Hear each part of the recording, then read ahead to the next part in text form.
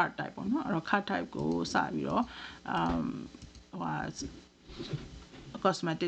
cosmetic format ပေါ့နော် format တွေပြင်မယ်ဆိုလို့ရှိရင်ဒီမှာcard type ရဲ့သူကအခုလောဆယ် type တွေက total ဒီမှာကြည့်လိုက်ဒီမှာဆိုရင် total sales amount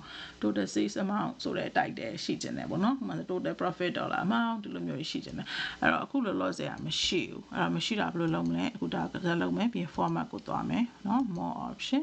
မှာဆိုလို့ရှိရင်ဒီမှာ type တွေက off ဖြစ်နေ online ပဲပေါ့နော် type တွေ online ပဲပြီးရင် task ကဆိုလို့ရှိရင် total sales amount ဒေါ်လာကိုပြောတာ okay လောက်မယ်ပြီးလို့ရှိရင်သူက middle မှာထားမယ်အဲ့တော့ middle ကိုရောက်ချင်တယ်ပြီးလို့ရှိရင်သူရဲ့ background ကိုကြတော့ orange လောက်မယ်နော် orange လောက်မယ်divider လို့ကျင်တယ် okay divider ကကြတော့ color ဘာလို့ကျင်လဲ color gray လားအမဲလား okay အမဲလို့ကျင်တယ်ပြီးလို့ရှိရင်သတိထားမိလားမသိဘူးဒီမှာ card မှာဆိုရင်သူကဖြောင်ကြီးဖြစ်နေတယ်သူ့ရဲ့ဘောင်းလို့ကျင်တယ်ပေါ့နော် border လို့ကျင်တယ်border လို့ကျင်တယ်ဆိုလို့ရှိရင်ဒီမှာဒီ border လို့ကျင်တယ်ဆိုရင်ဒီမှာ format ကိုလာနော် more option ကိုသွားလို့ရှိရင် size and style မှာဆိုလို့ရှိရင် virtual border ဆိုတာကို online ပဲပေါ့နော်အဲ့ shadow ဆိုတာ online ပဲအဲ့ဆိုလို့ရှိရင်ဒါပို့ပြီးတော့ကြည့်ရအဆင်ပြေသွားပြီပေါ့နော်ဒါပေမဲ့ font ကကြတော့အရန်ကြီးနေတယ်အဲ့တော့ font ကိုချိန်မယ်ဘယ်လိုချိန်မလဲဆိုတော့ဒီမှာ size and sorry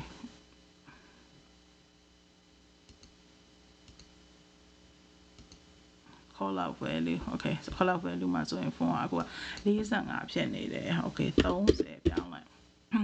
မဆိုးဘူးပေါ့နော်အဲ့တော့30အဆင်ပြေတယ်အဲ့တော့ဒီဒါပေမဲ့ဒီ sum or say ဆိုတဲ့ဟာယူအောက်ကဟာအဲ့ဒါကိုကမလို့ချင်းဟိုဆို category label ကို off လိုက်မယ်အဲ့ဆိုရပြီအဲ့တော့ဒီဟာကိုဒီ format အတိုင်းကိုကျန်တဲ့ဟာတွေအကုန်လုံးကို apply ဖြစ်နေတယ်အဲ့ဆိုဒီဟာကိုသဘောကျပါပြီအဲ့ဆိုရင် format ပိတ်တာကိုလုပ်ပြီးရင်နောက်တစ်ခုပေါ်တင်လိုက်နော်အခုလောဆယ်ဟိုကပါဒီ date တိုက်တယ်မရှိဘူးဖြစ်နေအဲ့တော့တိုက်တဲ့နေရာမှာတိုက်တယ်ထည့်မယ်အဲ့တော့တိုက်တယ်ကဘာလဲဆိုတော့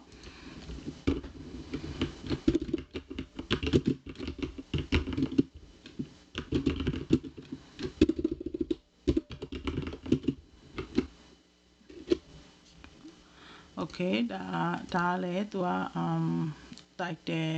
လို့ကျင်တယ်တိုက်တယ်ထည့်မယ်အဲ့ဒါက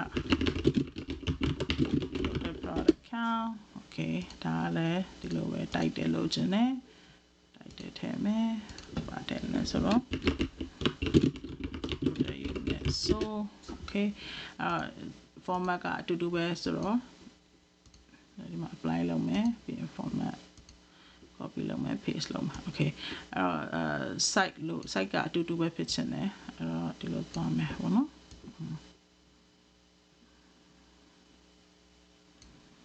okay left and right okay ရပြီokay ဒါ card ပေါ့နော်အဲ့တော့ဒီ card က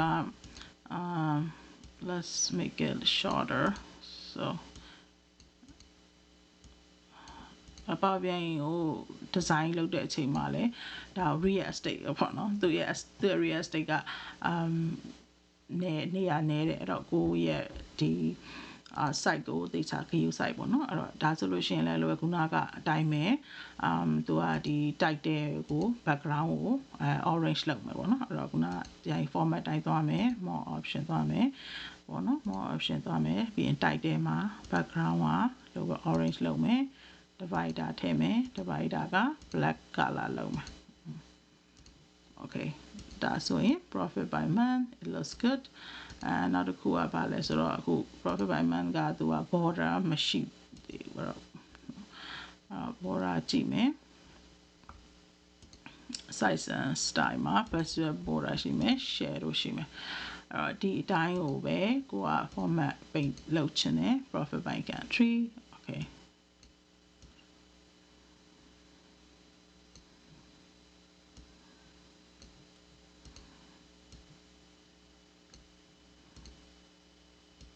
okay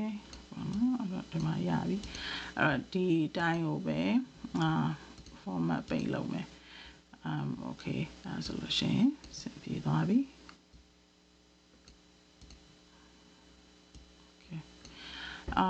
အခုဒီလောက်ရပြီပေါ့နော်အဲ့တော့ဒီမှာဆိုလို့ရှိရင်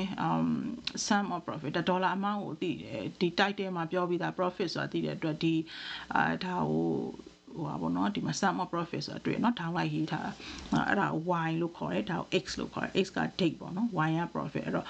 y ဒီ profit ရဲ့ label ကိုဖြုတ်ချင်တယ်အဲ့တော့ဘယ်လိုဖြုတ်မလဲအဲ့တော့ y exit ကိုသွားပြီးတော့ title ကို off လိုက်အဲ့ဆိုတွေ့ပြုတ်သွားပြီเนาะအဲ့တော့ဒါဆိုရင်နေရာပိုရသွားပြီ okay အဲ့တော့ဒီမှာ total profit by country ဒီလိုပဲခုန y ကိုသွားမယ်title ကိုဖြုတ်မယ်ပေါ့เนาะအဲ့တော့ profit by country ဆိုတာသိတယ်အဲ့ဒါပြီးလို့ရှိရင်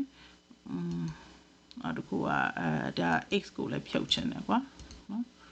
x ကိုလည်းသွားမယ် title ကိုဖြုတ်မယ်အဲ့ဆို okay နေရာပိုရသွားပြီအဲ့လိုပဲဒီမှာကြတော့အဲ့လိုပဲ y ရောy ရော x ကို data တိုက်တယ်ဖြုတ်ချင်တယ်နော်ဖြုတ်ချင်တယ် okay ရပြီခုဆိုရင်ပို့ပြီးတော့ရှင်းသွားပြီပေါ့နော်အဲ့ဆိုလို့ရှိရင်ဒီမှာဆိုရင်ဒီလိုပဲခုနကတိုက်တယ်ကို background change ချင်တာပေါ့နော်အဲ့တော့သွားမယ်ပြီးလို့ရှိရင်တိုက်တယ်ကိုတိုက်တယ် online မယ်နော်အောင်ပြီးရင် title ရဲ့ background ကိုဒီလိုပဲ orange လုပ်မယ် divider on မယ် divider ကို black လုပ်မယ်ပေါ့နော်ဒီမှာ product ဆိုပြီးတော့ရေးမယ်နော်ပြီးလို့ရှိရင်အခုပြနေရ slicer header ကိုဖြုတ်ချမယ်အဲ့တော့ title ကဘာဖြစ်မလဲ in the middle မှာဖြစ်မယ် okay I like that so အဲ့ဒီတိုင်းပဲနောက်ထပ်တစ်ခုကိုလည်း apply လုပ်မယ်ပေါ့နော်ဒါပေမဲ့သူ header မှာ title မရှိသေးဘူးအဲ့တော့ title ထည့်မယ် title ကမဟုတ်နော်month ရဆိုတော့ပြောအဲ့တော့ okay နောက်တစ်ခုကသူ့မှာ border မရှိသေးဘူးအဲ့တော့ border ထည့်မယ်အဲ့တော့ slicer setting no sorry ဒီမှာဆိုရင် visual border shadow the same thing I want to apply to other slicer okay so ဆိုရင်ဒီမှာရပြီပေါ့နော်အဲ့တော့ဒီမှာ slicer ဒီမှာ slice လုပ်တယ်အဲ့လိုလို့ရတယ်ချိန်သလောက် okay အဲ့တော့ဒီမှာကဒါ country ကို Canada France Germany Mexico USA တွေ့တာနဲ့ဒါ country မှန်သိတယ်ဒီ country ဆိုတဲ့ title ကြီးကိုမလို့ချင်အဲ့ဆို slicer header ကိုဖြုတ်ချလိုက်เนาะဖြုတ်ချလိုက်ရင်ကိုနေရာပိုရသွားပြီ okay အဲ့ဆိုဒီမှာခေါင်းစဉ်တက်လို့ရတယ် insert ဆိုပြီးတော့ခုနဟောပါတော့shape ပေါ့နော် shape ကဒါပါတော့ဒီ shape ပေါ့ဒီ shape မှာကိုက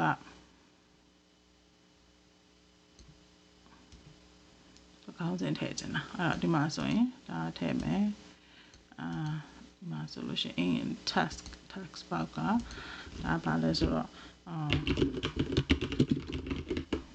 ဒါပါတော့ financial report ပေါ့အဲ့တော့ဒီမှာအဲ့ task ကိုဒီ shape ပေါ်မှာလာတင်မယ် okay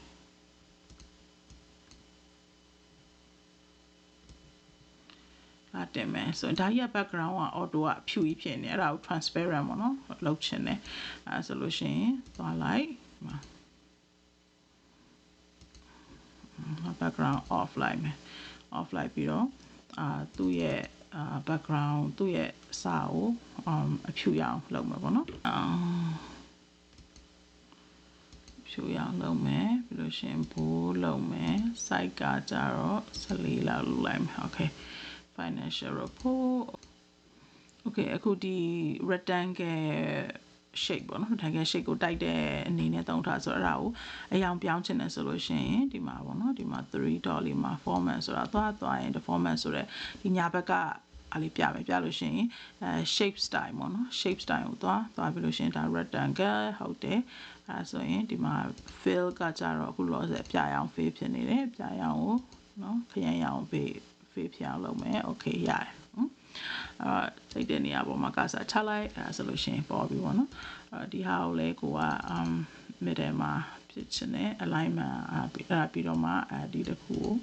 ကိုကreport ရဲ့အလဲရအောင်ချမယ်ပေါ့နော်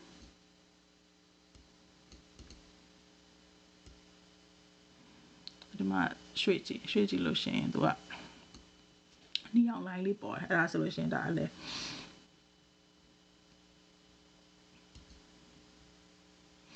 အခုဒီမှာဆိုရင် product မှာတွေ့လား product မှာဆိုရင်သူကဒီအကုန်လုံးတော့ပြရတယ်ဒါပေမဲ့ select all ဆိုတဲ့ option မရှိဘူးเนาะအဲ့ select all ဆိုတဲ့ option ကိုပေါ်ကျင်တယ်ဆိုလို့ရှိရင်เนาะ set time ကို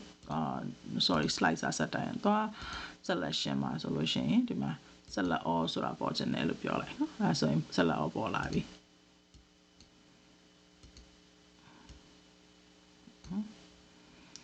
select all လုံးမလားဒါမှမဟုတ်လို့ရှိရင်